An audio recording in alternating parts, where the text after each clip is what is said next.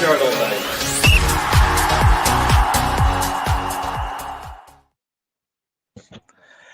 Good afternoon, everyone. My name is Bob Harron, and this is your Rangers Journal Rangers news for the week. Joined with me today, we have Cammy and Billy. I'll come to yourself first. Cammy, how are you doing today? I'm good, sun shining. Not working this week, so just enjoying the sunshine and looking forward to chatting all things Rangers. It's been a busy few days. It certainly has. It certainly has. I'm sure there's a good couple of topics that we've got ahead of us to discuss from the week's action. Billy, thanks again for hanging on and coming on a wee bit later. How are you today? Good sunshine in where I am as well, and it's funny, for a week without much actual football, it's felt like a pretty busy week, so yeah, plenty to talk about. Yeah, I mean, obviously we weren't involved in the Scottish Cup action last weekend, unfortunately. Let's not go back the way and talk about that. We had a much more positive week in the news. Obviously coming with the CEO fans forum on Wednesday, which I was thankfully able to go to along with Dylan, one of the other podders on the channel. I think before we get right into that, I'll just give a shout out. We're sponsored by Off to the Match I Go. If you follow us on our socials on YouTube, TikTok, X, and Facebook, same as Insta, we've actually got a competition ongoing at the moment. So we've got a competition to win a framed graphic signed by Willie Johnston and Colin Steen. To enter, drop a screenshot showing that you follow and you've subbed to the Rangers Journal on YouTube and Off to the Match I Go. And once we've hit 3,000 subs on YouTube, we will draw a winner. So it's definitely worth your while to get involved in that. Go ahead and get yourself subbed on YouTube and all our social channels. So that's the admin stuff out the way. Let's get into the meaty topics from the week. As I said, we did have the fans forum on Wednesday night. My initial take on it was very positive. There was no real tension or animosity in the room. There were some very good questions asked by the folk that were there, as well as some of the pre-submitted questions that were posed to the board members that were on stage, which I think were more or less Patrick Stewart, James Taylor, the CFO. The communications and marketing director, who I think's only been in a couple of weeks. I think his name was Matt. And then in the second half, we had Natalie Nairn, who kind of runs MyJers and the fan experience side of things. So my take, it was a good discussion overall. None of the questions are really sidestepped, although Patrick Stewart did kind of duplicate his answers on a few questions, which again was not unsurprising. But again, there were obviously a certain couple of hot topics that people were trying to press him on, which he did well to answer without answering, shall we say. Cammy, I'll come to yourself first. What were your thoughts on the kind of outcomes? And I know that there was a couple of main topics that came out of that, and obviously were probably announced just as the fans forum was ongoing. So, what were your thoughts on the kind of the outcomes of that discussion on Wednesday? I certainly seems to have been. I've not seen any negative comment, which in Rangers world, social media particularly, is very rare. You often get the odd negative comment, but everybody that seems to have been in attendance seems to have been happy enough with what's been said. I think there's obviously restrictions as to how far they can go. I think Patrick Stewart has probably only been able to say so much because we're obviously in the midst of the latter stages of the takeover, which has obviously been confirmed that discussions are ongoing. I think due diligence is ongoing. I think that was referenced at the forum as well, that anything that the current board are trying to do with a view to the pre-season and into next season has been bounced off those that are going to be coming in. So it's not as if they're going to rip it all up and start again. So there seems to be a joined up approach, which is good. Very pleased that we got a sporting director. It's somebody that's actually been a sporting director, somebody that is qualified to do the job, not somebody that has been promoted to a role to see if they can do it. somebody that's been at decent sized clubs, has operated in bin fires, which Everton has been for the last couple of years. So certainly that he ticks that box for dealing with things at Rangers. So I just think we're starting to operate without getting too positive. We're starting to operate like a proper football club and put structures in place. It doesn't guarantee that you'll be successful in the park, but I think if you have the structure behind the manager and all that, the support systems and all that sort of stuff, I think that can only be. And I think Patrick Stewart appears to have came across well at the forum, and I think the early signs are positive. But we've got so much work to do across the next couple of months. Sure.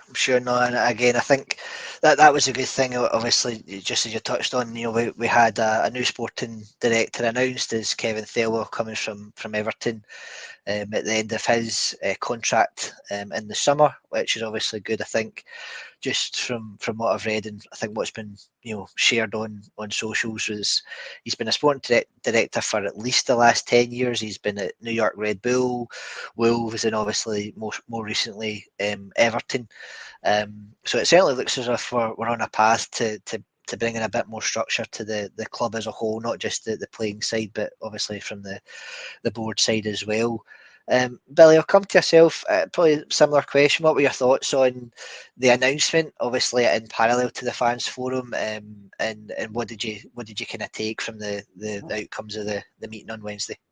Well, I mean, up front, I'll say that I'm someone that I've always dreaded the day that Rangers is no longer in the hands of or control of Rangers men. Although history would tell us that can go well and that can go disastrously bad. So I know there's a mixed history in that regard. It does give me the fear that ultimately we are going into the hands of people who it's all about the money, and we have to hope that means that we need to be successful. I'll be honest and say, an organisation like the 49ers Group is the calibre of organisation you'd want us taking over. And one of the things I'm finding quite reassuring is just that we're doing basic things the right way in the right order. Like I get the impression that the much heralded football review was actually part of the beginning of this process with Patrick Stewart coming in. And it's like basically it looked like a very professional organisation, very quietly checking out, kicking the tyres and seeing how things looked. And they've been very sort of circumspect, very kind of under the radar what they've done. But they've been smart enough that, like you say, there's only so much they can go into the fan forum. But they've then followed it up very quickly with a great piece of news in terms of actually having a proper grown-up in terms of the sporting director, someone you look at the CV and you go, that's why we've taken them on, not, here's hoping maybe they're doing something in the background. So the fact that they've actually had the fan forum, they followed it up with what's really good news, and also the fact that they're getting the right bits in place in the right order. So, they've obviously, Kevin Thelwell hasn't been sounded out about this last week or last month. They've been early in this. They've got him lined up, and having him in place, even though he won't be cheap, sounds like they're going to spend money, but they're going to spend it in the right parts of the organisation, or they're going to spend it getting value instead of lobbing people in, maybe on half the money and crossing your fingers. So, like I say, I'm equal 50% excited, 50% apprehensive about long-term Rangers going into non-Rangers hands. But I've been fairly impressed with the way they've done things so far, and the fact that they've got Thelwell in really does make you think they're doing it the right way and they're serious about it. And it's nice that this stuff isn't turning up, in a Keith Jackson article like 2 weeks ago. So, it actually feels like we've got control of that, which is seems like serious players. So yeah, cautiously optimistic, to use the jargon. Yeah, no, I certainly would agree with that, Billy. I think probably one of the, and again, probably just for those watching, please go back to the Wednesday night pod. Dylan came on immediately after the forum and obviously gave us a breakdown of, gave the team a breakdown of what had been said and the questions and answers that had been provided. So certainly go back and check that out if you've not done already. My take, Billy, on what you said was that there was certainly a good, one of the last questions that was asked was about the club's heritage and legacy, just kind of what you've touched on there, and that, you know, we don't want that to be lost moving forward with any potential investors or any potential takeover. And Patrick Stewart did really kind of hit home with what he said, was that every aspect of the heritage of the club, the institution that is Rangers, is being documented not only by the heritage team itself, but, you know, all the small traditions are being documented so that they are, you know, maintained and kept and hopefully enhanced and improved as we move forward through any, you know, obviously again potential takeover or investment coming from outside. So that, I think that helped keep the audience on side on Wednesday, was that they certainly didn't set the question, and probably helped reinforce that cautious optimism that you mentioned, that these guys are coming in, as you say, you know, they want to make money, they want to make the club, you know, profitable, sustainable, and obviously ultimately successful both on and off the pitch. But they also are very aware that they don't want to go into anything, you know, half-baked. And maybe just touching on a point just for that as an example, they obviously mentioned the G51 bar that they had plans for, where the old club shop was. And James Taylor did come out and say on Wednesday that the plans that they had in place didn't feel it had a return on what they would have to invest into it, which is why ultimately it's not really went anywhere. That's not to say it won't happen in the future, but they certainly see they want to make a return on anything that they do in and around the club and obviously the surrounding area. So again, that was positive to hear, that they're not really just going to, you know, go into anything without due diligence and, you know, discussion with, you know, the US consortium, who obviously is at this time are still, you know, potentially on the verge of coming into the club. So it was certainly positive comments from my take, Billy. And again, just to kind of enhance what you had mentioned there. Cammy, what was your thoughts on that? And obviously the kind of probably more so the, you know, trying to keep the heritage and the traditions that we've got, whilst also trying to move into being a more, I say, modern club, you know, maybe a more financially sustainable club. I know we've had a few discussions on this in the past, but again, obviously this you know, Wednesday night was really the first time we had been given any proper indication by the club itself that you know, that things are very much on track and progressing far probably more positively than what some outlets would have you believe. I think the interesting thing for me is that you had James Taylor. Obviously, we've heard from him previously from the financial side of it, the communications guy, and Patrick Stewart. And I think it sounds as though they've been given a lot of autonomy to sort of run the club across the last few months and make decisions without having to wait on the board to give them the go-ahead sort of thing. So it does raise concerns over things that have went on previously, but I try to think, right, let's look forward, let's not look back. With regard to the G51, I always had concerns about it. The licensing trade, bars, restaurants, all that sort of thing within Glasgow city centre is struggling. So I was finding it hard to understand how we were going to operate a sports bar 7 days a week when the most popular bar surrounding the stadium, the Loudon Tavern, is only open on a handful of... if there was money to be made, the Loudon Tavern would be open. There isn't the footfall sort of thing. So I don't have an issue. It does, again, it makes me question the thought process of those who made the decisions that was another vanity project. We've got a sports bar. Wow, that's great. But what are we getting from that sports bar? Having Ibrox 25 to 30 days a year, the sports bar packed to the rafters, that doesn't bring you massive revenue. But if they properly look at it, we're bringing in Americans who are going to, they know what the match day experience and fan engagement and all that sort of stuff, and spending time within the footprint of the stadium. So that's one of the things I think we'll gain from this this change in ownership, that the fan experience and how they make that better. I think that's going to be the interesting thing for me. I think your original question about Billy spoke about heritage and what have you. Actions speak louder than words. That's the only thing I'll say. It's all I've heard a lot of talk in the past. It's what you do and how you act and how you treat the supporters. Sound bites and all that sort of stuff are all very well and good, but I'm cautiously optimistic. Dave King, it's ultimately Dave King's pushed this, so it's almost it tarnishes his legacy if this goes pear-shaped sort of situation, So I think it's in his interest to have brought the right people to the table, and Rangers fans know that it doesn't come cheap to run our football club, and we all put a lot of money into our football club. But I think give the fans consideration and don't just treat us like cash cows.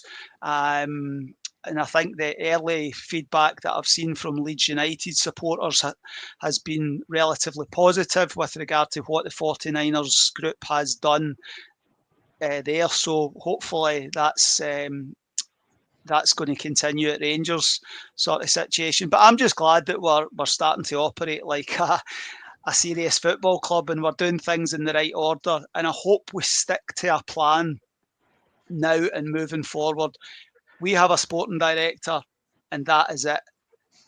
That sporting director moves on. You replace him with another sporting director.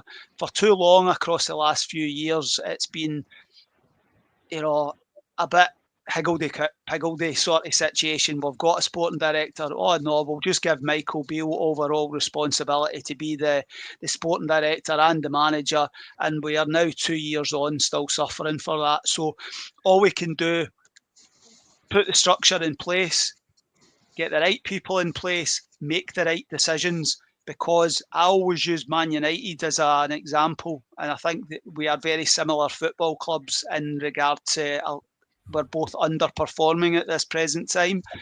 They've put a structure in place, but they've still made poor decisions and they've still made poor signings. That's what we need to get better at. Get the right people in place and make the right decisions, and then you get a winning team on the park.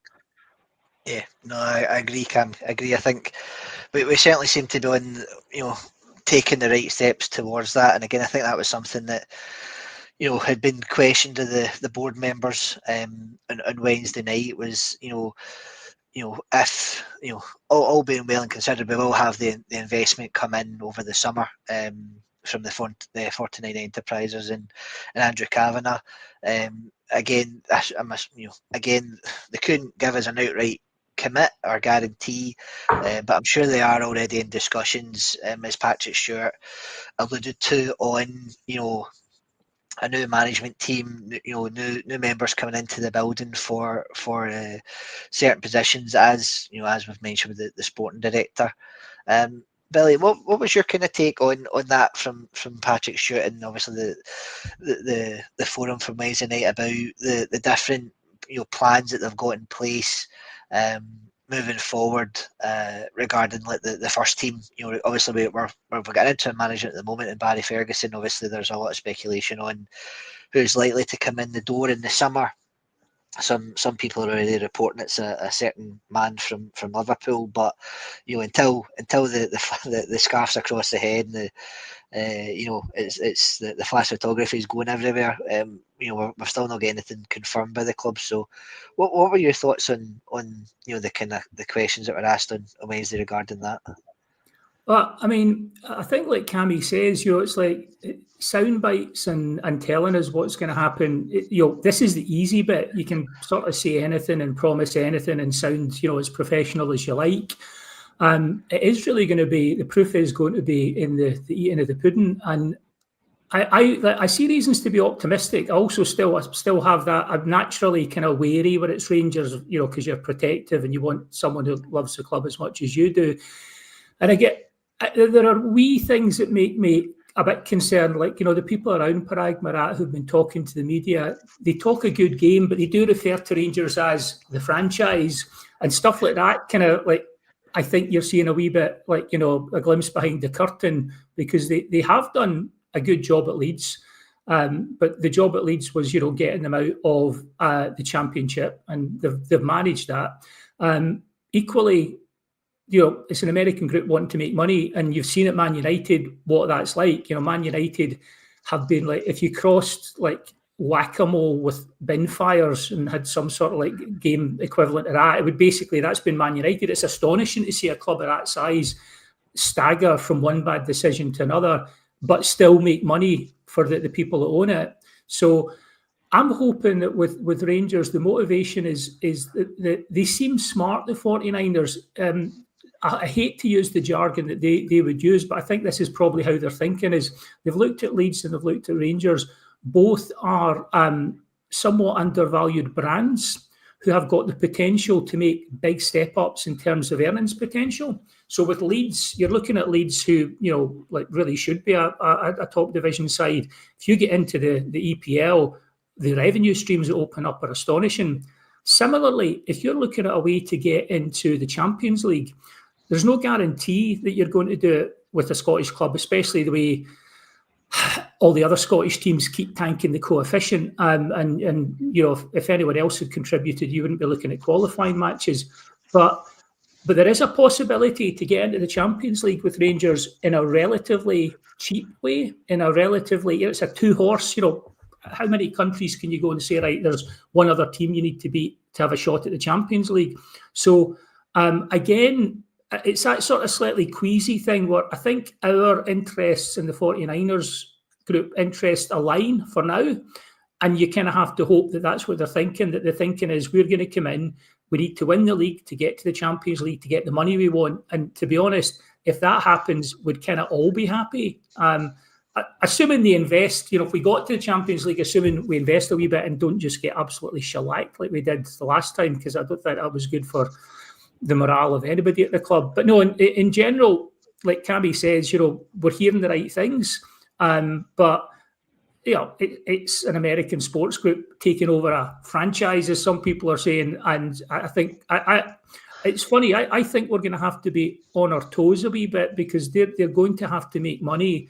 And in a lot of our revenue streams, we're actually doing all right. Things like Castore's bringing in decent money. God knows they bring out enough strips and training kit and stuff. So you're looking at where are they going to make the money, because it's going to be us that are going to have to stump up for it. And prices of things will start going up, I think. We all complain about 75 quid shirts, but, in the EPL, it's 100 quid for a shirt. So is that how they're going to make their money? Because if you look at a Scottish club, like even a massive club like Rangers, there's only so many ways you can make money. You don't make an awful lot of money winning the league in Scotland or the Cups. And it's one of the reasons why I had a lot of sympathy for the likes of Clement about wanting to have a side that could get you somewhere in Europe, because Europe is where you get the money that you can buy the players that you hopefully win the league with. So, yeah, and one of the things I will be interested to see is how they manage the whole FFP thing. How do they get us a team that could win the league and then up our revenue so that we can spend more, because the more you bring in, the more you can spend. So I'm hoping they have a plan for that, because you just know from the reaction from the other side of the city, Celtic are watching this, their fans are watching this. They've done their best to try and sabotage it. So even to the point where some of the people around Parag Marat were talking and saying they're aware of the issues around sectarianism and stuff like that, which, I don't want to get started in that. Like there's society, and society has a small percentage of any problem. But for some reason, if there's any issue around Rangers, it gets magnified as if we're the only sort of like we're the only people in the whole of society who ever have anything to answer for. So they didn't get turned off by that. But they are clearly aware of it, and it will be interesting to see how they manage the heritage side of things, because it's all very well saying you're protecting the heritage without being too cold-blooded about it. The heritage is only of interest to the 49ers in so much as they can monetize it. So we love the club because we love the heritage. They love the heritage because they think they're going to be able to get money out of us. So that sounds a bit cynical, but again, I'm kind of 50-50. So Sure. No, I get that, Billy, and I think just to touch back on a couple of the points that you made, and maybe try and pivot slightly away from what was discussed on Wednesday. Again, James Taylor did come out on Wednesday saying about the salary cap and the FFP that they do have a slight overhead get into the summer. Again, for the likes of transfers, I've got a couple of different routes they can take. Obviously, it was mentioned that if hopefully when investment is put into the club, that would supercharge any overhead or capital that they would have to reinvest in the playing squad.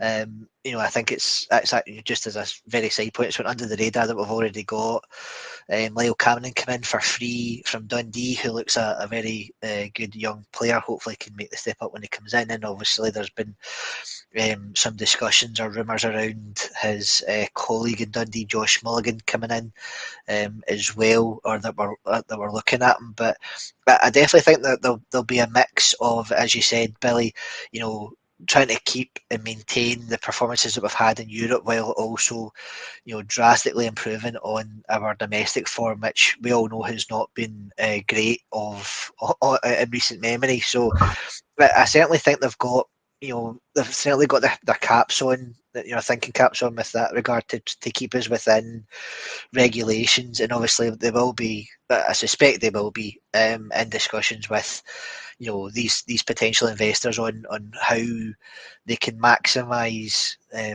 profits, while also trying to deliver both kind of on the park and off the park, and in and around Ibrox. I know you also mentioned kind of about the kit sponsorship and how much we buy into the kits. Obviously there had been a leaked image this week regarding our new again announced new partnership with or renewal of a partnership with Umbro that we've had obviously over many years and different spells within the club. It looked as if the away shirt was leaked online.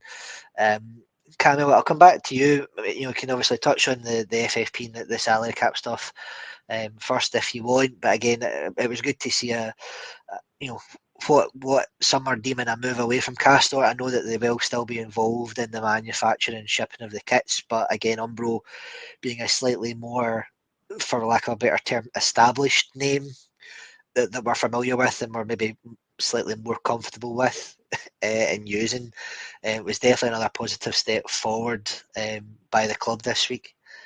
It's not really. We all expected it, to be honest with you. I don't think a lot's been said. Not a lot of information has been given with regard to how long this contract. It's obviously a continuation with Castor, but they obviously operate the licence for Umbro. They're going to change the way, I think. I heard something that they're going to the football clubs that they have are going to be Umbro, and the other sports that they have are going to be are going to be Castor. I do like Castor. They had a lot of issues in the first season with regard to stock and delivery and all that sort of stuff. I do like the old school Umbro strips, being of that age, and I think it's going to be interesting to see. They're now going to be able to sell those strips. I'm not saying the exact but you're now going to be able to have that strip, the 4087 strip, the checkboard one with the wee pop at the V-neck, and there's so many. All my favourite Rangers strips are probably Umbro, apart from the 92-93 Adidas, to be honest with you. That's my generation of Rangers strips, and just take the sponsor off it. If they can start selling me unsponsored strips, I'll be happy with that. I think that should be a given for any change. I think you should always have the option that you can buy a strip without a sponsor if you so wish. So yeah, it's going to be strange because we've had Castor for a few years now, and even just changing the logo, I think it's just a wee bit.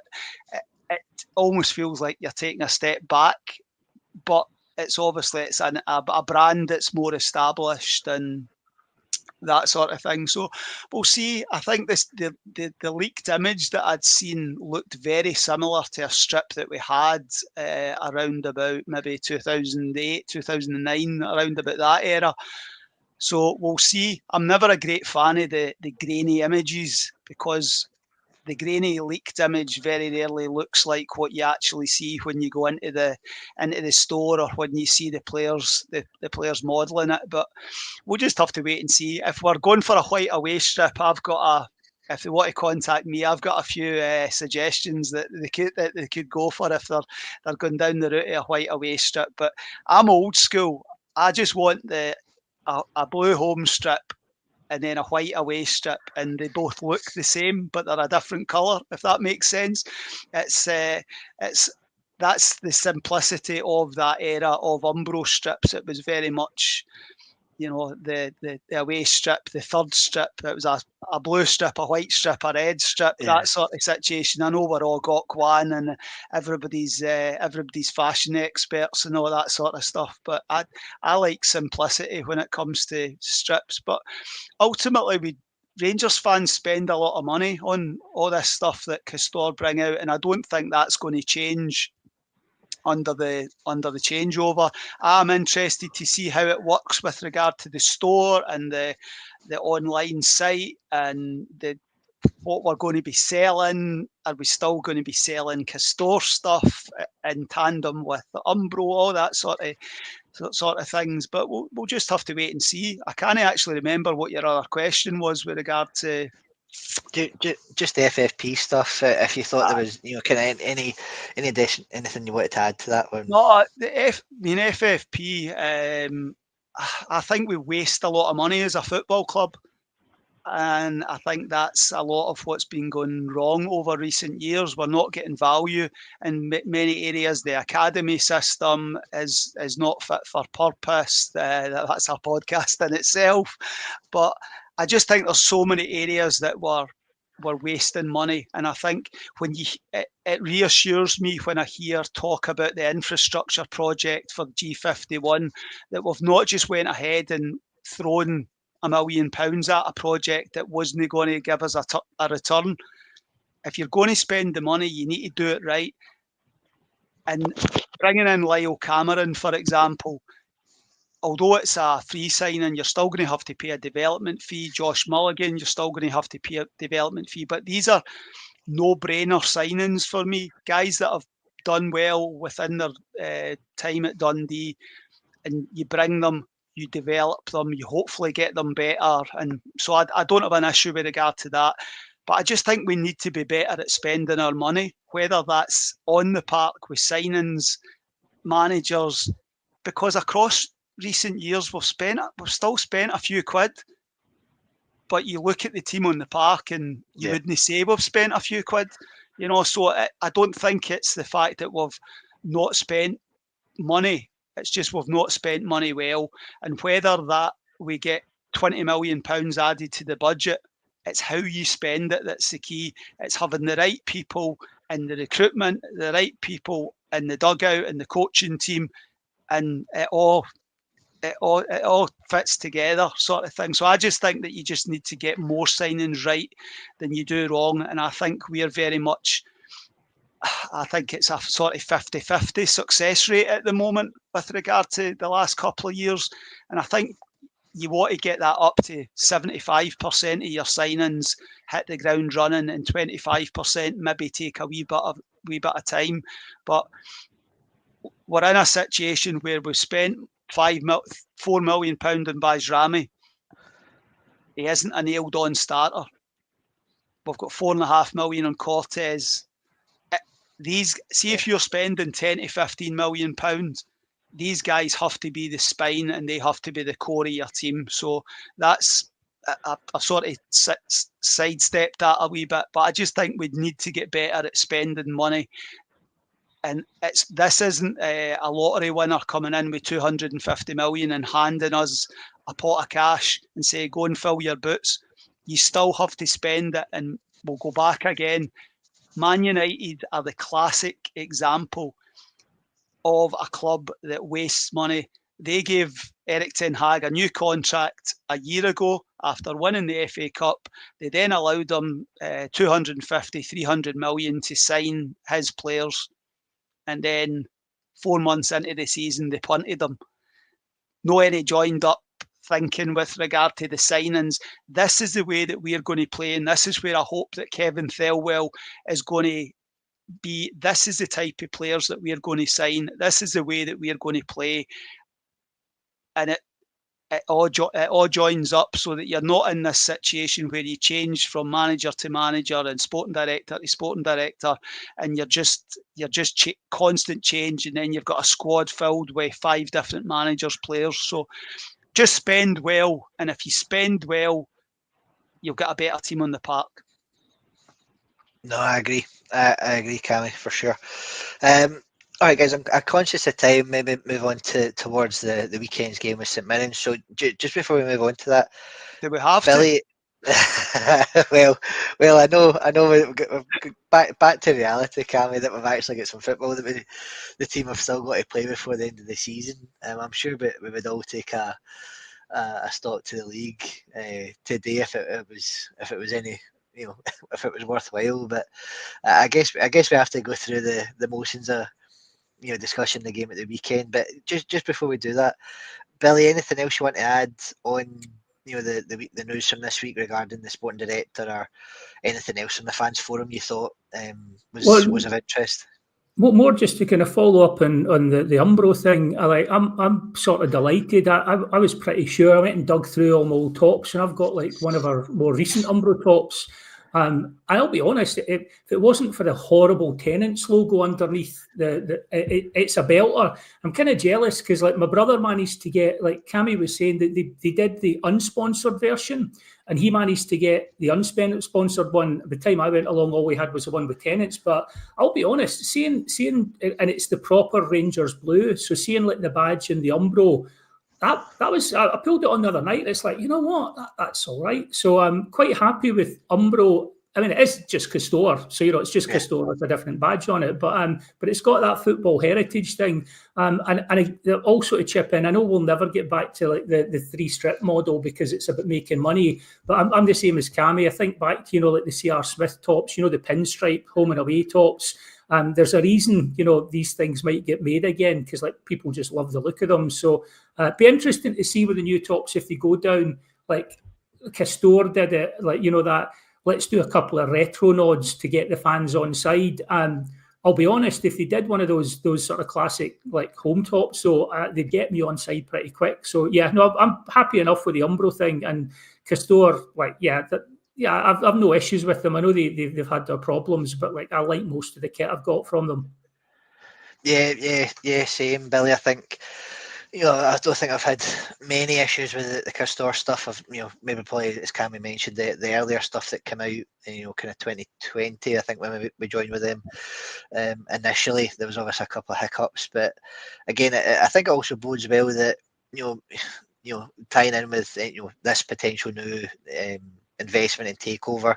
The Umbro brand with Rangers has always kind of been coupled with successful seasons, so we can only hope that partnership of success in Umbro continue moving on from the summer. So yeah, looking forward to it. I think, as you say, that they seem to be good quality tops, and it certainly takes us back to a certainly more successful period in the club's history.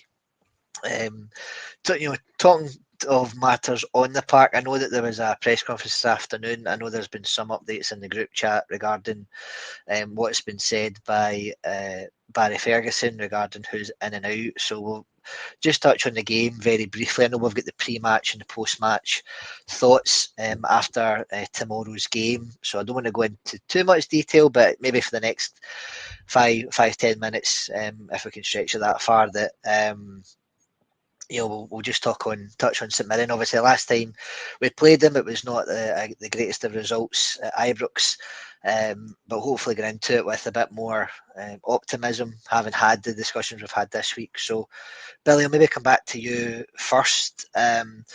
what are your thoughts towards the game tomorrow? Any team selections you've had? Any thoughts on the team that Barry should be putting out tomorrow, and obviously moving forward into the next few weeks of the season? Well, I mean, the obvious thing to say is you want to see some of the younger players coming in, the likes of Bailey Rice getting a bit more playing time. Players that are going to be there next season, it's difficult to say who's actually going to be here because players sort of fall into they're out of contract, they're on loan, or they're up for sale. So there's almost like nobody you can say is definitely, someone offered you like £5 million for Jack Butland just now, you'd be seriously tempted. Even the likes of Igaman and Raskin might not be here next year. So I'd like to see youngsters coming in and getting a chance, because if not now, when? Seriously, because with the best will in the world, there are big games coming up. We don't want to do anything other than beat Celtic. We don't want to lose to the likes of Aberdeen, but you're talking about the optimism around the club. I don't think that's really going to impact on most of the players, because if you're a player who's planning to be here next season, you're still feeling it's been a crap season and you failed.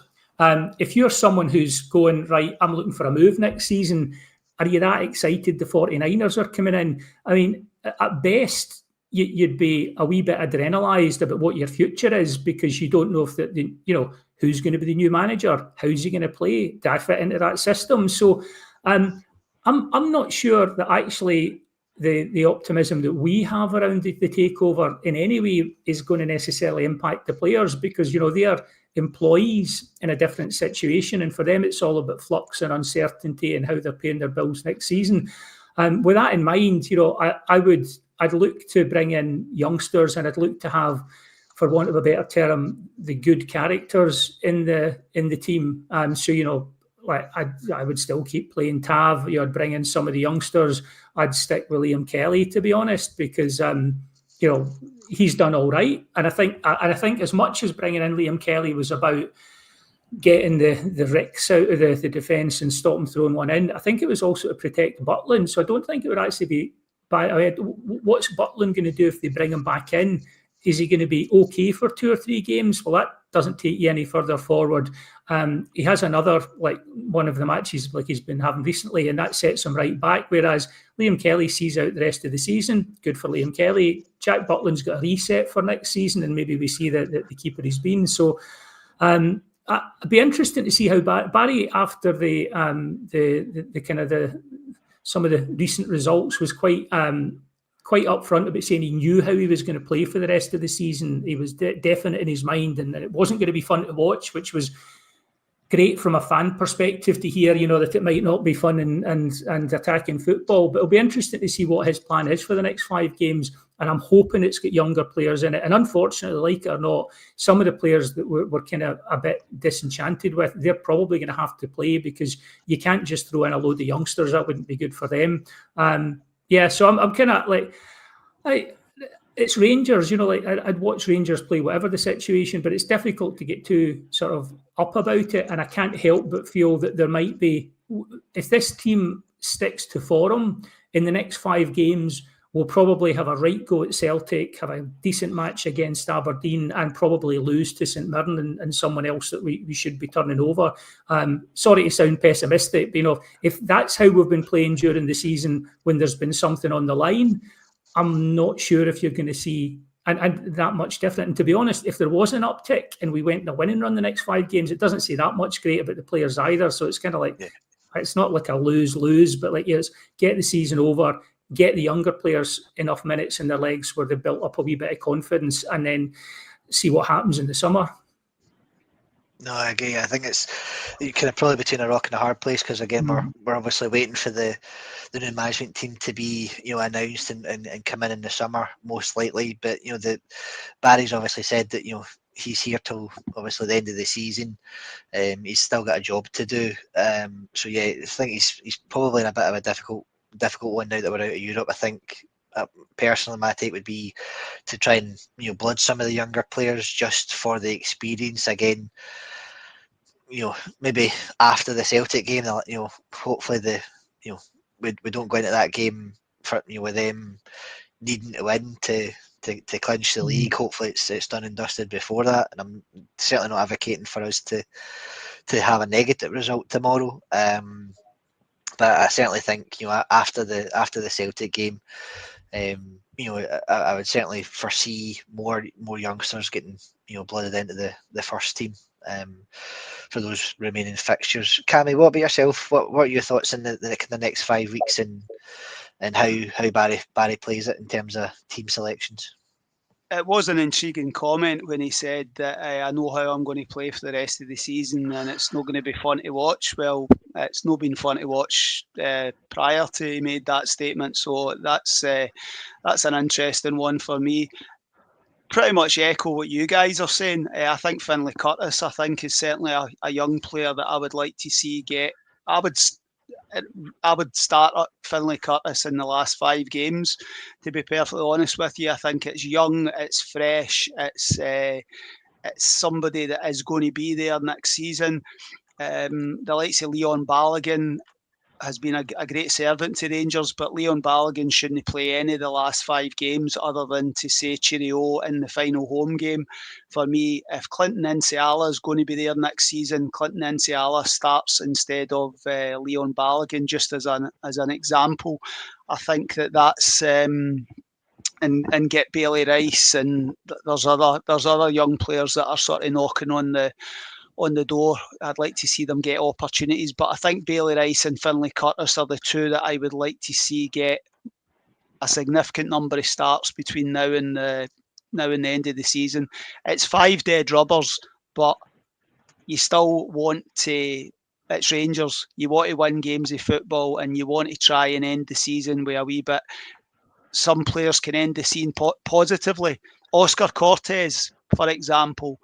Is he in a position? I've not seen any what Barry said at the presser, but is Oscar Cortez fit to start games of football? If Oscar Cortez is fit to start games of football, then he starts the last 5 games of the season, and you get an hour out of him every single game, and he then goes into the pre-season having had a positive end to the season. That's because Oscar Cortez is going to be a Rangers player next season, rightly or wrongly.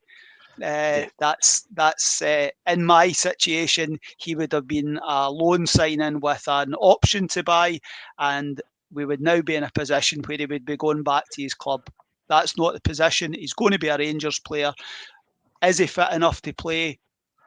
Get in, show yourself over the next 5 games, and that's not to say take Černý out of the equation, but Václav Černý isn't going to be a Rangers player next season. I don't think there's anybody that thinks we're going to spend the money or he's not going to go to a Serie A club or a La Liga club if the offers are there. You have to start thinking about the guys that you know definitely aren't going to be there next season. And I would say Černý, Balogun, that's a couple that I think even Cyril Dessers, to be perfectly honest with you, I think Dessers, if we offload. So I want to win the games. Just to cut it as short as I can, I want to win the games. I want to see a wee bit of freshness. I don't want to see us playing players that are definitely not going to be there next season. And if we can end the season with 5 wins, then at least gives you something to take forward into the new world that's to come.